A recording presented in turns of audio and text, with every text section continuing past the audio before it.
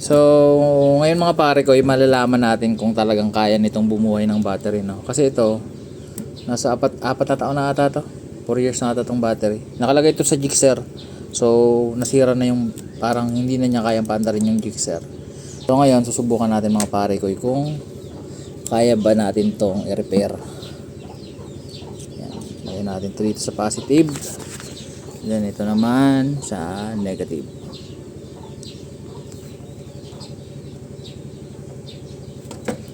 Yun, walang response mga pare ko, yung makikita nya. Repair, try natin sa repair. Tapos motor, ganun din. So ibig sabihin sira na talaga ata tong battery. So ayan, wala talaga siyang response. So sinubukan kong ipag-short yung dalawa, nag-short naman.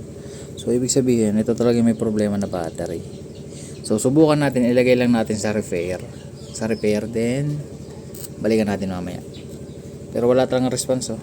Dapat may sisi dyan na lalabas, eh. Yan, dapat iilaw yung sisi na yan. Wait lang. Yan. So wala, tapos 100%. Pero pag nilagay mo dito, nagbabago yung ano niya, charging voltage. Tapos 0 amp din. Baka deads na talaga tong battery. Hindi na natin mabubuhay. Subukan lang natin, ah. Ilagay lang natin dito. Malay mo, di ba? Subukan lang natin. So ayun mga pare ko, mukhang na-repair na nitong charger yung battery. Kasi di ba kanina walang ano? Kasi di ba kanina walang ano diyan sa taas. Walang CC or CV. Kanina during 30 minutes na naka-repair siya, nag-CV siya. Then ngayon, chinek ko siya after 1 hour, may get. Nagbalik na siya sa CC. So nagre-charge na ulit siya. Ayan.